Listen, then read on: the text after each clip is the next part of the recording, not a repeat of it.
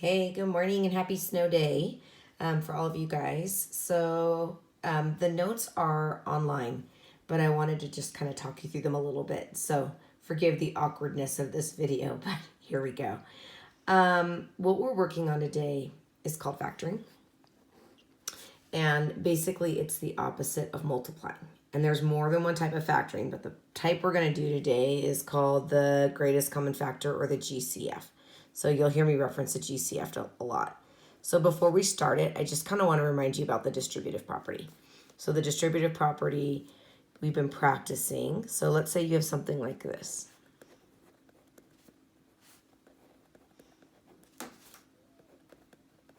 Okay, so if we had a problem like this and we were trying to simplify this, we would distribute the 3x squared and multiplying that into all three terms.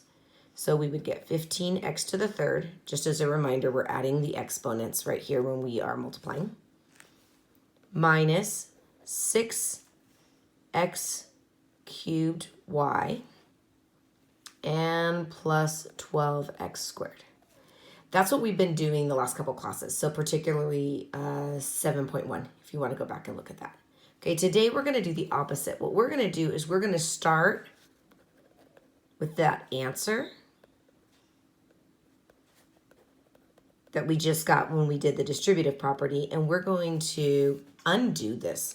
So basically we're going to try to figure out what should that number be that's out front, so that when we distribute back into some trinomial, we get back to the original expression. So the way that we're going to do that is we're going to really start by looking at these numbers, 15, 6, and 12, and think about the numbers that go into 15, 6, and 12. And really, we're going to call those factors. And what I'm looking for is the biggest factor that goes into all three of those numbers. And the biggest number that goes into 15, 6, and 12 evenly is 3. Now what I'm going to do is I'm going to look at the variables. So if I look at x cubed y, and x squared, what I want to do is say, what do they have in common? Well, they all have an x. In fact, they all have at least 2 x's. Some of them have 3 x's, but they don't all have 3 x's. So they all have at least 2 x's, so I'm going to write that as x squared. And then although this one has a y, the other ones don't, so they don't have a y in common. This right here is called the greatest common factor, or the GCF, that number that I'm writing out front. What I'm going to write inside is the leftover factors, and there's more than one way to think about this. One way to think about this is you could think of it as dividing. If you take this term and you divide or remove the factors of 3 and x squared, you would write down what's left. Another way to think about it is to think about, okay, what would I have to multiply this 3x squared by so that when I distribute, I get back to the 15x cubed. That's kind of the way I think about it, but that's not the only way to think about it. So if I distributed back 3x squared times, I would need a 5x in order to get back to that first term. To get to the second term, you might notice there's a negative, so I would need a minus. 3 times 2 would give me the 6. I already have 2 x's. I'm supposed to have x cubed, so I need another x, and I also need a y. And that would allow me to get back to that negative 6x cubed y when I distribute. And if I distribute the last term, this one will be a plus. 3 times 4 would give me the 12, and I need x squared, and I would already have x squared. This process right here, where you kind of work backwards and you figure out what it would look like before you distribute, is called factoring by the greatest common factor. So just to kind of break this up into some pieces a little bit, if we look at numbers and we want to find the factors, 6 has a lot of different factors. 6 could be coming from 6 times 1 or 2 and 3. Those are the different factors of 6. 15 could be found by multiplying 15 and 1 or 3 and 5. And then 18 has even more factors. This would be 18 and 1 would be one set of factors. I could also multiply 2 and 9 or 3 and 6. So when I'm looking at all these options, what I want to do for all of these is now say, what is the greatest common factor? So if I look at the factors for each of those sets of numbers, what is the greatest factor that they have in common? The largest one. Well, they all have a 1 as a factor, but that's not the largest one. The largest factor that they all have is they all have a 3. So the GCF for those 3 numbers is 3. There are some other strategies. You could Google it. You can go and look in Khan Academy to find the greatest common factor if that didn't make sense, or come and see me. For these next ones, you might notice that all of these have a negative. So if I'm looking for the greatest common factor here, I'm going to take a negative. They all have a negative. If I think about 8, 20, and 10, the factors of 8 are 1 and 8, or 2 and 4. The factors of 20 are 1 and 20, 2 and 10, 4 and 5. And the factors of 10 are 1 and 10, 2 and 5. So the biggest factor they all have in common is a 2.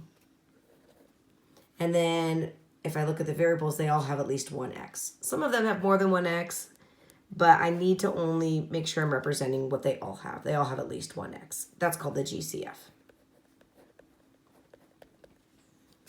So when we take out a GCF, what it is it's the largest factor that's in common as long as we have 2 or more terms. So when you're trying to factor by using the GCF, what you want to do is you want to find the GCF. You're going to write that outside of the parentheses. And then whatever is left over when you remove the GCF, and there might be 2 or 3 terms in here, are going to go inside one set of parentheses. And what this looks like is you're undoing the distributive property. So now we're going to do a few examples. Okay, so for this first one, I'm going to take a look at these numbers and try to figure out what the GCF is. The greatest number that goes into both 5 and 20 is 5. And so when I factor this, I'm going to put the 5 out front. That's what goes in front of the parentheses when we are undoing the distributive property. And now what I'm going to do is write down, if I remove the 5, this is kind of like dividing, I'm going to write down what's left. So if I remove the 5 from the first term, what's left is x. And if I remove the 5 from the 20, think of it like division, what's left is a plus 4. And I could check by doing a quick mental distributive property. But I want you to notice that GCF's written out front. And there's one set of parentheses. If I take a look at this next one, I'm going to just start with the numbers. The biggest number that goes into both 8 and 4 is 4. Sometimes people say 2, but when you're doing the greatest common factor, you're looking for the greatest or the largest factor. So the biggest one is 4. And then they each have an x. So my GCF is 4x. And I'm going to write that outside of the parentheses. And then inside the parentheses, I'm going to write down what's left or what I would need to multiply back in order to distribute back. Remember, I'm trying to get to this 8x. So I'm going to do 8x. Make it an 8x by doing 4x would need to be multiplied by 2. Another way you could do it is dividing. There's a minus here. All right, if I want to get back to 4x squared, I already have the 4, I already have 1x. I would just need one more x. And when I distribute that, I would be able to get back to the original problem. You might notice there's not a lot of work, okay, when you're doing the GCF. And that's okay. So you could have 2 terms, you could have 3 terms, you could have 4 terms. Just depends on the original problem. However many terms are in the original problem, that's the same number of terms you're going to have inside the parenthesis. All right, looking at the GCF here, from 16, 40, and 8, the biggest number that goes into all of those is 8. They all have an x. Some of them have more than one x, but not all of them. They all have at least one x, and if I look at the y's, they all have at least one y. That's the GCF. I'm going to write that in front of the parentheses. Inside the parentheses, I should have 1, 2, 3 terms. And again, what I'm writing down here is what I would have to multiply by to get back to that 16x squared y. So to get to the 16, I would need to multiply by 2. I would need another x to get to x squared, and I already have the y. The sign here is a plus. To get back to the 40, 8 times 5 would be 40, and I already have both the x and the y, so I don't need any more variables. Plus. To get back to the 8, I would need a 1. It's optional if you write that, unless there's no other numbers, and then in that case, you'd have to write it. But I already have the 8, I already have the x. What I would need is I would need another y, so that when I distribute back, I can get back to the original problem. And that's a good way to check. So you could do a real quick kind of mental check by doing the distributive property. If the first number ever is negative, then your GCF needs to have a negative. Now this one, it's a little more obvious that we need a negative because they both have a negative. Even if only the first one has a negative, your GCF needs to be a negative. All right, if I think about 6 and 30, the biggest number that goes into 6 and 30 is 6. And then they both have m's. The most number of m's that they have in common is 2.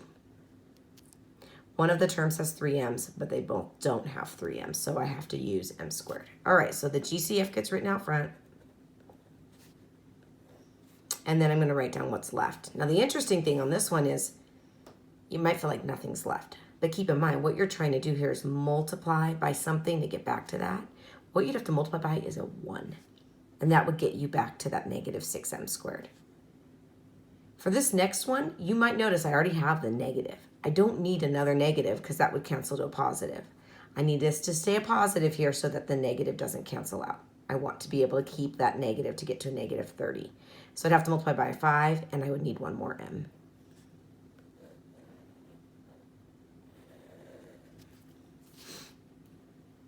Okay, from this one, the GCF, notice the first term is a negative. I have to have a GCF that's negative anytime the leading number, the first number, is a negative. 12 and 32, the biggest number they can both be divided by evenly is 4. This one has an A, but the second one doesn't, so I'm not going to take out an A. They do, however, both have a B. So I need to look at the numbers, and I need to also consider the variables. The GCF gets written in the front, and then I'm going to think about what would I need to multiply by in order to get back to the original term. So to get to the negative 12, I'd have to multiply by a 3. I need an A because I don't have one yet. I already have the B. Okay, a little bit tricky right here. To get to a positive 32, I would need to do a negative times a negative. So kind of watch for that. When you take out a GCF that's a negative, you will probably start to notice the signs are going to have a change inside the parentheses. And then I'd have to multiply by an 8. I don't need to multiply by another variable. I already have the B. And then again, you could check by distributing. All right, so if I take a look at this one, the GCF, you might notice I'm leading with a negative. So my GCF has to be negative. If nothing else, I'll take out a negative 1 if there's nothing else in common. 8, 1, and 3 don't have any other factors in common. So I'm taking out the negative because I'm starting with a negative. No other numbers can come out. If I look at the variables, they all have at least one A, and they all have at least one X. None of them, they don't all have more than one of those variables. So my GCF goes out front as negative AX. Inside the parentheses, I would have to multiply by an 8, and then I need 2 more X's so that I could get back to X cubed. Remember, those powers would get added when you distribute. I took out a negative here from this one, so a negative times a negative would get me back to that positive.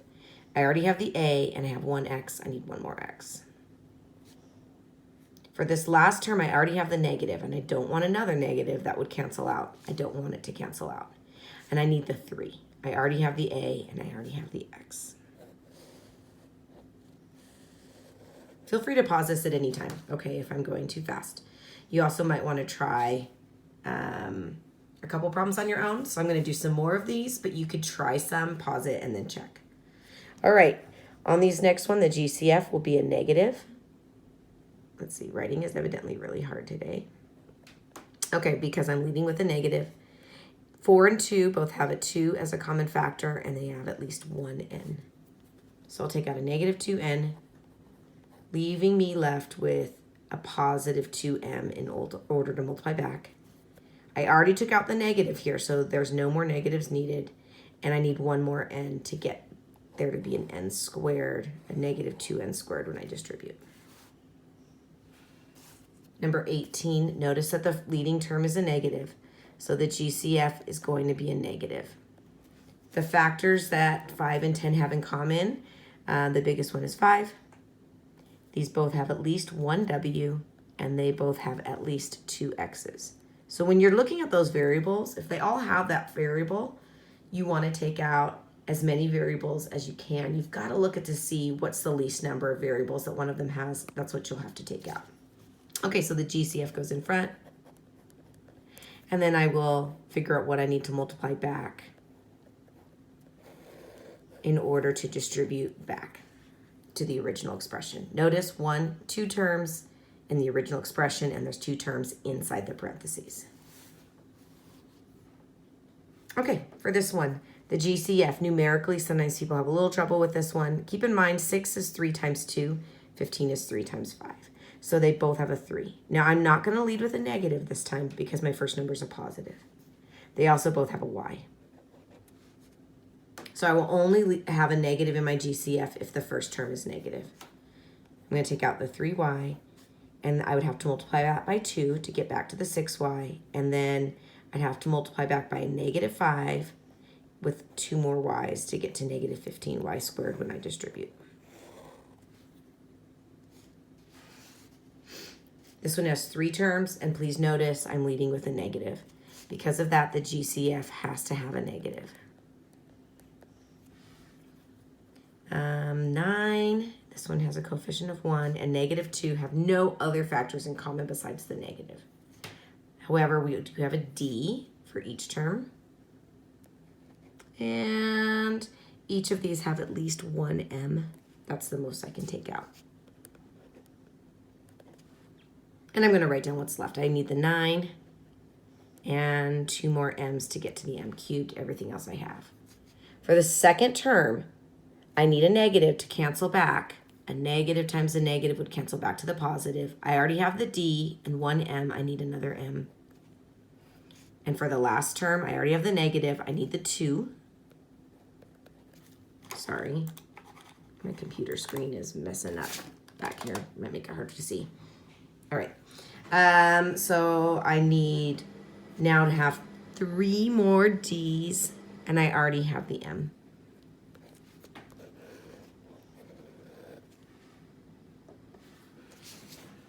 This question's asked in an unusual way, but it's really the same type of problem. So we have this expression right here, this binomial, and they're telling us one factor. This factor that they told us is the GCF. So it's kind of like they've started the problem for us, and they want to figure out what the other factor is, what the other parenthesis, what would be in the parenthesis. So that negative 7x squared y goes out front of the parentheses. And because my original expression has 2 terms, I would need to have 2 terms inside my parentheses. So I would need to have an x. I already have the negative 7 and 2 of the x's. I already have the y. For this last term, I already have the negative, so I'm going to put a plus here. You have to separate these terms with either a plus or a minus. And then to get to a 21, I would need to multiply by 3. I already have both of the x's, but I need 1 more y to get to the y squared. So the way the question was asked is they just want to know what the other factor is. So all they really want to know is this part. So my actual answer is just what was in the parentheses, not the entire factored expression. They already told me what was in front, so I don't need to tell them that again. Number 12 is kind of interesting. As we look for that GCF, you might notice that for 15, 7, and 2, they don't have any factors in common.